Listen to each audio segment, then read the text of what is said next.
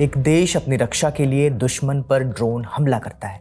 Drone तेजी से आगे बढ़ रहे हैं और अचानक 7 समंदर पार कैलिफोर्निया में बैठा एक अरबपति एक बटन दबाता है और वो सारे ड्रोन्स बीच समंदर में लावारिस होकर डूब जाते हैं। हम सच्ची घटना का जिक्र कर रहे हैं। 2022 में यूक्रेन के साथ ऐसा ही हुआ था और उस वक्त जिस अरबपति का हमने नाम लिया वो थे एलन मस्क। ये सब कुछ एलन मस्क ने स्टारलिंक की मदद से किया था। खबर है कि भारत सरकार ने इस स्टारलिंक के भारतीय बाजार में पैर पसारने के प्लान पर हैंड ब्रेक लगा दिया है। ब्लूमबर्ग की रिपोर्ट का दावा है कि सुरक्षा एजेंसियों ने अंतिम मंजूरी पर रोक लगा दी है। उधर मस्क की कंपनी कह रही है कि पिक्चर अभी बाकी है, बातचीत जारी है।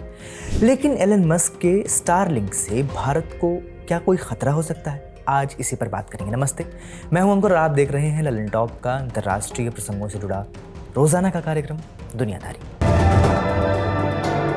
Brought to you by Sharda University and Saluja Gold. Where the software engineer meets the gifted content writer. The world comes together at Sharda University. 9 जून को ब्लूमबर्ग ने एक रिपोर्ट छापी। दावा किया कि भारत सरकार ने स्टारलिंक को मिलने वाली अंतिम मंजूरी फिलहाल के लिए रोक दी है। वजह बताई जा रही है राष्ट्रीय सुरक्षा से जुड़े सवाल। दिलचस्प बात यह है कि स्टारलिंक इस दावे को खारिज कर रहा है। कंपनी का कहना है कि उसकी भारत सरकार के साथ बातचीत जारी है और चर्चाएं सकारात्मक दिशा में बढ़ रही हैं। पूरा मामला क्या है, ये समझने के लिए सबसे पहले स्टारलिंक और उसके इस्तेमाल को समझना होगा। कभी न कभी आपके साथ ऐसा ज़रूर हुआ होगा कि आप दूर दराज के किसी गांव में हैं या किसी पहाड़ी कस्बे में हैं और आपके फ़ोन में नेटवर्क नहीं आ रहा। ऐसा क्यों होता है? क्योंकि हमारे फ़ोन में जो इंटरनेट आता है वो ज़मीन में बिछे केबल से, मोबाइल टावर से या समंदर में बिछे केबल से आता है। इन्हें बिछाने में करोड़ों का खर्च है, खंभे गाड़ने पड़ते हैं, ज़मीन खोदनी पड़ती है। इसलिए अक्सर कंपनियां दूर दराज के इलाकों में इंटरनेट पहुंचाती ही नहीं हैं क्योंकि उन्हें घाटा होता है। तो क्या इंटरनेट आसमान से नहीं आ सकता? बिल्कुल आ सकता है। सैटेलाइट वाला इंटरनेट बहुत पहले से है, लेकिन इसमें एक दिक्कत थी। साइंस की ज़बान में इसे कहते हैं लेटेंसी, यानी सिग्नल जाने और लौट कर आने में लगने वाली देरी। पुरानी सैटेलाइट ज़मीन से करीब 36,000 किलोमीटर ऊपर होती हैं। इतनी दूर से जब सिग्नल ज़मीन पर आता है और वापस जाता है तो आधे सेकंड से ज़्यादा की देरी हो जाती है। ईमेल के लिए ये ठीक है, लेकिन वीडियो कॉल, ऑनलाइन गेम या जंग के मैदान के लिए मुफीद बिल्कुल नहीं है। एलन मस्क की कंपनी स्टारलिंक ने इसी समस्या का समाधान निकाला। सवाल था कि सैटेलाइट को इतनी दूर रखना ही क्यों है? इन्हें धरती के करीब क्यों न लाया जाए? इस प्लान के तहत स्टारलिंक सैटेलाइट्स को ज़मीन से महज 340 से 550 किलोमीटर की ऊंचाई पर तैनात कर दिया गया। इसे लो अर्थ ऑर्बिट कहते हैं। सैटेलाइट्स चूंकि धरती के एकदम पास आ गई, इसलिए लेटेंसी घटकर 30 मिलीसेकंड से भी कम रह गया, यानी पलक झपकने से भी तेज। लेकिन धरती के इतने पास रहकर अगर कोई चीज़ आसमान में टिकना चाहती है तो वो एक जगह स्थिर नहीं रह सकती। उसे ग्रेविटी से बचने के लिए तेज़ रफ्तार से भागना होगा। इसलिए स्टारलिंक की सैटेलाइट्स करीब 27,000 किलोमीटर प्रति घंटे की रफ्तार से अंतरिक्ष में दौड़ती हैं। यानी एक अकेली सैटेलाइट आपको लगातार इंटरनेट नहीं दे सकती। इसलिए स्टारलिंक ने हज़ारों सैटेलाइट से काम लिया।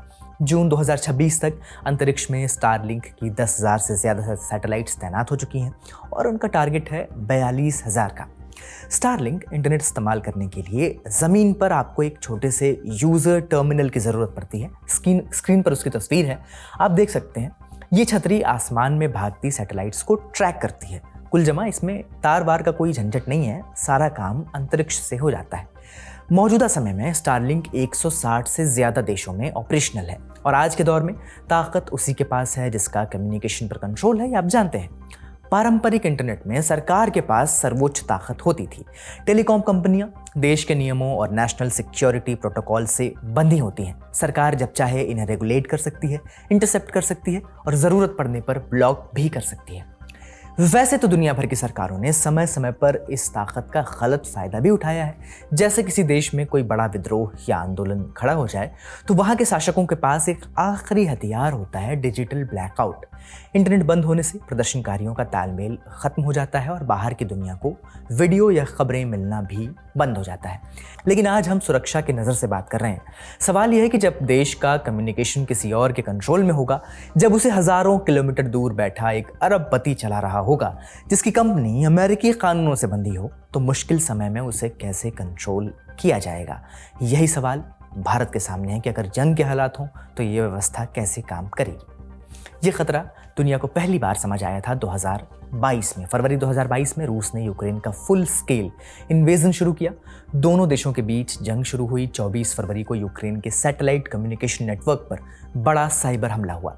यूक्रेनी सेना के कमांड एंड कंट्रोल सिस्टम्स को भारी नुकसान पहुंचा। इसकी वजह से यूक्रेनी फौज की यूनिट्स के बीच संपर्क टूटने लगा। आम लोगों का इंटरनेट भी ठप पड़ गया। बाद में अमेरिकी खुफिया एजेंसियों ने इस हमले के पीछे रूस का हाथ बताया, हालांकि रूस ने कभी इसकी जिम्मेदारी नहीं ली। ऐसे समय में यूक्रेन के तत्कालीन डिप्टी प्राइम मिनिस्टर माइखाइलो फ्योदोरोव ने एलन मस्क से मदद की गुहार लगाई। कमाल था कि एलन मस्क मान भी गए। कुछ ही दिनों में स्टारलिंक के हजारों टर्मिनल्स यूक्रेन पहुंचने लगे। पहले स्पेस एक्स ने भेजे, फिर अमेरिका, पोलैंड, जर्मनी और दूसरे पश्चिमी देश भी इस मुहिम में शामिल हो गए। स्टारलिंक के बलबूते यूक्रेन की सेना फिर से जुड़ने लगी। फ्रंट लाइन पर बैठे यूक्रेनी सैनिक अब अपने कमांड सेंटर से आसानी से जुड़ सकते थे। रूसी ठिकानों की लोकेशन मिल सकती थी और हमले भी लगातार सटीक होते जा रहे थे। रूस की सेना रेडियो सिग्नल्स जैम कर रही थी, लेकिन स्टारलिंक के सिग्नल्स को जैम करना उसके बस की बात नहीं थी। भारत का सबसे भरोसेमंद Saluja gold TMT bars. Saluja gold TMT. अब सही पकड़े हो कॉन्ट्रैक्टर बाबू, मजबूती सब कुछ है। मगर इतिहास कहता है कि किसी एक ताकत पर बहुत ज्यादा निर्भर होना खतरनाक होता है, और चाहे दिखे या न दिखे, हर तलवार की दो धार होती है। कुछ ही महीनों बाद यूक्रेन ने उस तलवार की दूसरी धार को महसूस किया। साल 2022 के आखिर में यूक्रेन की सेना ने रूस के ब्लैक सी फ्लीट, उसके नौसैनिक बेड़े पर एक बड़ा ड्रोन हमला प्लान किया। यूक्रेन के ड्रोन समंदर के रास्ते रूस के जहाज़ों की तरफ बढ़ रहे थे और अचानक ड्रोन्स का इंटरनेट कनेक्शन कट गया। वो समंदर में लावारिस होकर बह गए। बाद में खुलासा हुआ कि खुद एलन मस्क ने आदेश देकर उस इलाके में स्टारलिंक की सर्विस बंद करवा दी थी। मस्क का तर्क था कि अगर यूक्रेन ने रूस के बेड़े को डुबा दिया तो पुतिन भड़क कर परमाणु हमला कर सकते हैं, और मस्क अपनी कंपनी के सिर पर यह ठीकरा नहीं फोड़ना चाहते थे। यानी एक संप्रभु देश अपनी रक्षा के लिए सैन्य कार्रवाई कर रहा था और एक प्राइवेट कंपनी का मालिक जो किसी सरकार या संसद के प्रति जवाबदेह नहीं है, वो सिर्फ अपनी निजी सोच के आधार पर उस हमले को रोक रहा था। स्टारलिंक पर इस निर्भरता ने यूक्रेन के लिए आगे भी कई सवाल खड़े किए। 2024 में खबरें आई कि तीसरे देशों के रास्ते, यानी थर्ड पार्टी के रास्ते, ये टर्मिनल स्मगल होकर रूस पहुंच रहे हैं, किसी फर्जी नाम से रजिस्टर किए जा रहे हैं और यूक्रेन के रूसी कब्जे वाले इलाकों में रूसी सैनिक इनका इस्तेमाल कर रहे हैं। हद तो तब हुई जब 2025 के आखिर में रूसी सेना ने अपने ड्रोन्स पर ही स्टारलिंक के एंटीना फिट कर दिए। इन ड्रोन्स की मदद से वो यूक्रेन की सीमा में 80 किलोमीटर अंदर तक सटीक हमले कर रहे थे। मामला सीरियस हुआ तो यूक्रेन के रक्षा मंत्री माइखाइलो फ्योदोरोव ने ऐलान किया कि वो स्टारलिंक टर्मिनल्स की एक वाइट लिस्ट बनाएंगे, मतलब जिन अधिकृत टर्मिनल्स की एंट्री इस लिस्ट में होगी सिर्फ वही चलेंगे, ताकि यूक्रेनी सेना को नुकसान ना हो। बाकियों को स्पेस एक्स यूक्रेन में पूरी तरह से बंद कर देगा। इससे रूस को बड़ा झटका लगा। बाद में रूसी सेना ने इस वाइट लिस्ट की भी काट ढूंढनी शुरू कर दी। रिपोर्ट्स के मुताबिक स्मगल किए गए टर्मिनल्स को एक्टिवेट करने के लिए वो यूक्रेन के ही नागरिकों को लालच देने लगे। पता चला कि रूसी सैनिक इन टर्मिनल्स के साथ छेड़छाड़ करके उनके सीरियल नंबर ही बदल देते थे। यूक्रेन से जुड़ा एक और वाकया है। 2025 की शुरुआत में अमेरिका और यूक्रेन के बीच एक क्रिटिकल मिनरल डील पर बातचीत चल रही थी। तब आरोप लगे थे कि अमेरिकी मध्यस्थों ने यूक्रेन को धमकी दी कि अगर उन्होंने क्रिटिकल मिनरल्स की डील नहीं मानी तो उनका स्टारलिंक का एक्सेस सीमित कर दिया जाएगा। ये अमेरिकी सरकार ने धमकी दी थी। हालांकि मस्क ने ऐसी किसी शर्त से इनकार किया, लेकिन यूक्रेन में इस धमकी के मायने अहम थे। अब ईरान की मिसाल देखिए। जनवरी 2026 की बात है। ईरान में महंगाई आसमान छू रही थी। लोग सड़कों पर उतर आए थे। सरकार के खिलाफ बड़े स्तर पर प्रदर्शन हो रहे थे। ईरानी सरकार ने अपना पुराना आजमाया हुआ नुस्खा निकाला था। उस वक्त पूरे देश का इंटरनेट ब्लैकआउट लागू कर दिया गया था। लेकिन स्टारलिंक इस प्लान के आड़े आ गया। कुछ ही दिनों में ईरान के अंदर से सरकारी क्रैकडाउन के वीडियोस दुनिया भर में वायरल होने लगे। पता चला कि ईरानी एक्टिविस्ट ये बॉर्डर के रास्ते छुप छुपाकर स्टारलिंक के टर्मिनल्स देश में स्मगल कर लाए हैं, जिन टर्मिनल्स का जिक्र हमने आपसे शुरुआत में किया। ऊपर से मस्क ने भी ईरान के लोगों के लिए स्टारलिंक की सर्विस फ्री कर दी। ईरान की सरकार बौखला गई। उसने फरमान जारी किया कि जिसके पास स्टारलिंक मिला या जो इसे इस्तेमाल करते पकड़ा गया, उसे जासूसी के आरोप में मौत की सज़ा तक हो सकती है। ईरान के सुरक्षा बलों ने घर घर जाकर तलाशी भी ली थी। ड्रोन और मुखबिरों की मदद से सैटेलाइट डिश पकड़े गए। ईरान ने इंटरनेशनल टेलीकम्युनिकेशन यूनियन ITU में औपचारिक शिकायत भी दर्ज कराई कि स्टारलिंक हमारी संप्रभुता का उल्लंघन कर रहा है। ईरान का नजरिया था कि अमेरिका की एक प्राइवेट कंपनी हमारे देश के अंदरूनी मामलों में दखल दे रही है, जबकि दूसरा तबका इसे मानवीय मदद के तौर पर देख रहा था। फरवरी 2026 में अमेरिका इजराइल से जंग के दौरान भी ईरान में स्टारलिंक का इस्तेमाल हुआ। जंग के दौरान भी ईरान ने इंटरनेट ब्लैकआउट लगा रखा था, लेकिन स्टारलिंक के जरिए आम ईरानी लोग सरकारी इमारतों पर हुए हमलों के फुटेज दुनिया को दिखा रहे थे। मिसालें और भी हैं। म्यांमार में वहाँ की सैन्य सरकार से लड़ रहे विद्रोही गुट संचार के लिए स्टारलिंक का इस्तेमाल कर रहे हैं, ऐसी खबरें हैं। सूडान के गृह युद्ध में तो ऐसी खबरें आई हैं कि दोनों ही पक्ष स्टारलिंक चला रहे हैं। ब्राजील के अमेज़न के जंगलों का नाम भी इस लिस्ट में है। वहाँ अवैध खनन करने वाले माफिया और क्रिमिनल ग्रुप्स स्टारलिंक का धड़ल्ले से इस्तेमाल कर रहे थे। स्टारलिंक की मदद से वो पुलिस के रियल टाइम लोकेशन आपस में शेयर कर रहे थे।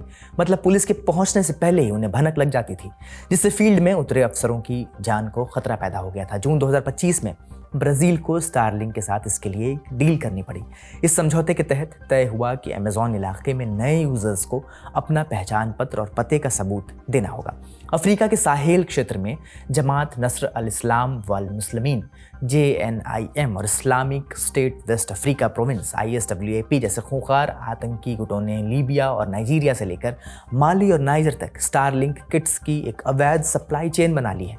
रिपोर्ट्स के मुताबिक साल 2025 में इन जिहादी गुटों ने अपनी अलग अलग टुकड़ियों से तालमेल बिठाने के लिए, प्रोपेगेंडा फैलाने के लिए और सरकारी एजेंसियों की सर्विलांस से बचने के लिए सैटेलाइट कनेक्टिविटी का इस्तेमाल किया। हालात देखते हुए 2025 की शुरुआत में नाइजर और चाड जैसे देशों ने स्टारलिंक को रेगुलेट और लीगल करने की कोशिश की, ताकि कुछ तो निगरानी रखी जा सके। चूंकि ये नेटवर्क सीधा अंतरिक्ष से आता है, इसलिए स्टारलिंक की टेक्नोलॉजी अब धीरे धीरे क्रिमिनल और विद्रोही गुटों के नेटवर्क में पैठ बना रही है। दुर्गम इलाकों में इसे रोक पाना कमज़ोर गवर्नेंस वाले देशों के लिए नाकों चने चबाने जैसा है, और किसी प्राइवेट कंपनी से अपनी शर्तें मनवाना और भी टेढ़ी खीर है। फिर टेक्नोलॉजी का अपना कोई ईमान या कोई मोरल फिल्टर तो होता नहीं है। जो भी इसके टर्मिनल का जुगाड़ कर ले और सब्सक्रिप्शन का पैसा भर दे, या कोई हमदर्द संगठन उसे यह डिवाइस पकड़ा दे, तो इसका इस्तेमाल वो आसानी से कर सकता है। अब आते हैं भारत की बात पर। ब्लूमबर्ग की रिपोर्ट के मुताबिक इस पूरे मामले में मंजूरी पर जो रोक लगी, उसकी वजह ईरान जंग थी। रिपोर्ट का दावा है कि भारतीय सुरक्षा एजेंसियों ने देखा कि ईरान में लाइसेंस न होने के बावजूद वहां स्टारलिंक की टर्मिनल्स एक्टिव थे और धड़ल्ले से चल रहे थे।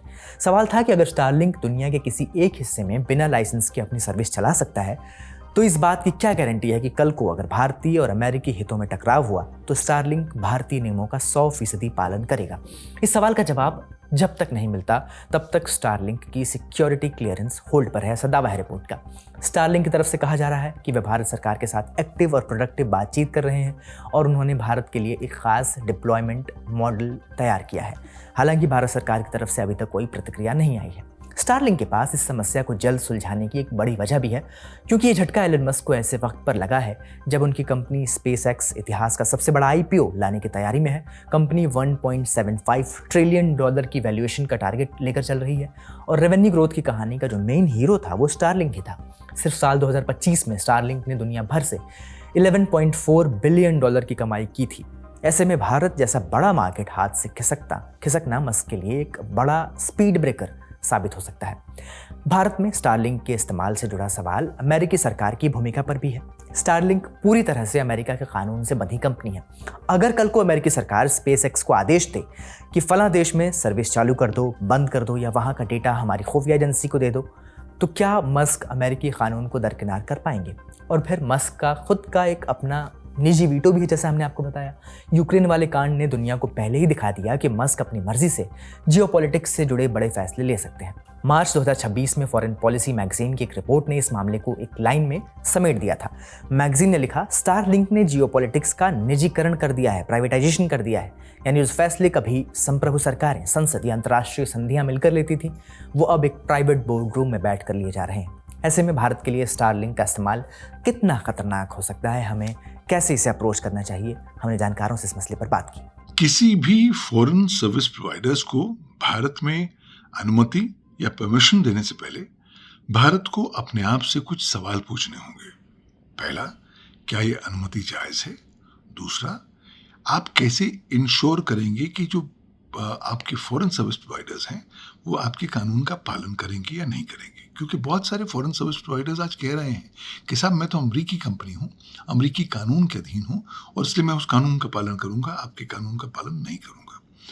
तीसरा एक सवाल जो भारत को अपने आप से पूछना है वो ये है कि जब आप इस तरह की कनेक्टिविटी सर्विसेज की लाइसेंस फॉरेन सर्विस प्रोवाइडर्स को देंगे तो आपको समझना होगा कि ये सर्विस जो प्रदान कर रहे हैं भारत की क्रिटिकल इंफॉर्मेशन इंफ्रास्ट्रक्चर सर्विस के दायरे में आएगी। और अगर इस दायरे में आ गई तो आप कैसे इंश्योर करेंगे कि आपका कंट्रोल या नियंत्रण इन फॉरेन सर्विस प्रोवाइडर्स पर पूरी तरीके से स्ट्रॉन्ग रहेगा। चौथा महत्वपूर्ण बात, क्या आपने आज कुछ ऐसे पैरामीटर्स परिभाषित किए हुए हैं कि आप भारत की प्रभुता, अखंडता और सुरक्षा को इस बदलते हुए परिवेश में इफेक्टिवली स्ट्रेंथन कर पाएंगे in the context of these foreign service providers? मुझे लगता है ये बहुत महत्वपूर्ण चीज़ है। ट्रेडिशनली हम सोचते आए हैं कि भारत की प्रभुता, अखंडता, सुरक्षा केवल भारत की टेरिटोरियल बाउंड्रीज तक सीमित है, लेकिन ऐसी कोई बात नहीं है। आज दौर बदल रहा है। मुझे लगता है भारत को अपनी सोवरेनिटी के अंतर्गत साइबर सोवरेनिटी भी शामिल करनी चाहिए। और अब तो दौर आ गया है कि भारत को अपना सोवरेनिटी के अंदर आर्टिफिशियल इंटेलिजेंस सोवरेनिटी भी शामिल कर देनी चाहिए। तो जब भी आप कोई भी ये प्रकार की या परमिशन या लाइसेंस देने लगे हैं, आपको अल्टीमेटली ये देखना है कि जब कभी पब्लिक इमरजेंसी होती है या कुछ विशेष घटनाएं घटती हैं, तो उन परिस्थितियों में ये फॉरेन सर्विस प्रोवाइडर्स आपकी क्या मदद करेंगे और आपको किस किस प्रकार की जानकारी उपलब्ध कराएंगे।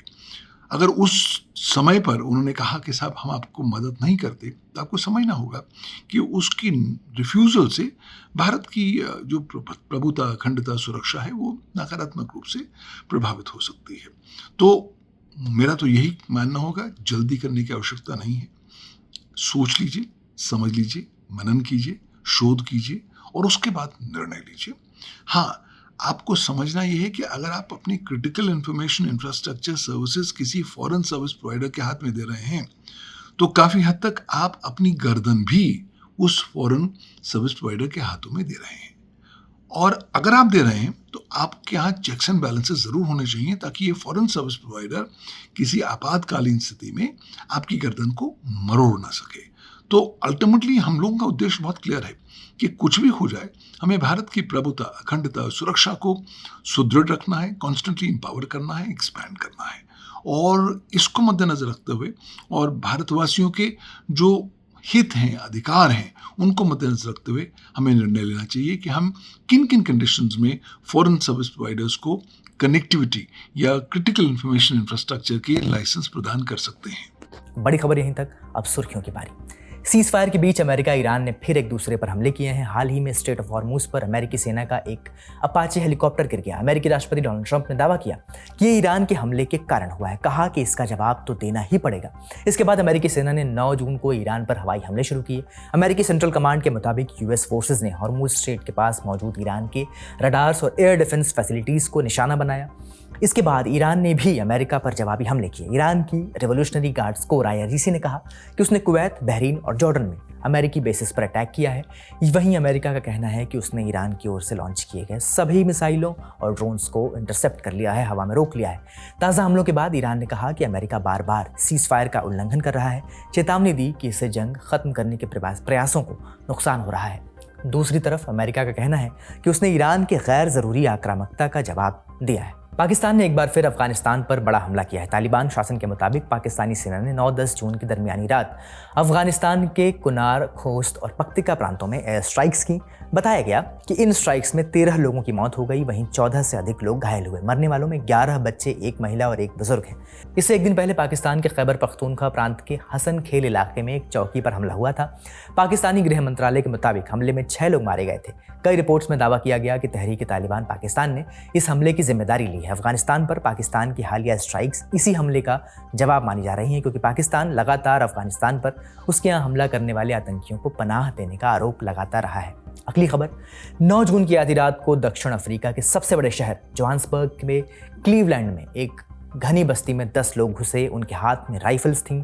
बस्ती के अंदर जाकर ये लोग अंधाधुंध फायरिंग शुरू कर देते हैं। इसके बाद एक गाड़ी में बैठकर भाग जाते हैं। पुलिस ने बताया कि इस मास शूटिंग में 12 लोगों की मौत हो गई, वहीं 9 लोग घायल हुए हैं। पुलिस ने हमलावरों की तलाश शुरू कर दी है। फिलहाल गोलीबारी क्यों की गई इसकी असल वजह सामने नहीं आई है, लेकिन बस्ती में रहने वाले लोगों का मानना है कि ये इल्लीगल माइनिंग यानी अवैध खनन से जुड़े लोगों की आपसी रंजिश का मामला है। ब्रिटिश मीडिया BBC के मुताबिक दक्षिण अफ्रीका में अवैध खनन लगातार बढ़ रहा है। इसकी वजह से होने वाली हत्याओं का रेट यहाँ सबसे ज्यादा है। आज का दुनियादारी यहीं समाप्त होता है। अपना और अपनों का ख्याल रखिए। देखते रहिए दी लैंड टॉक। शुक्रिया, शुभ रात्रि।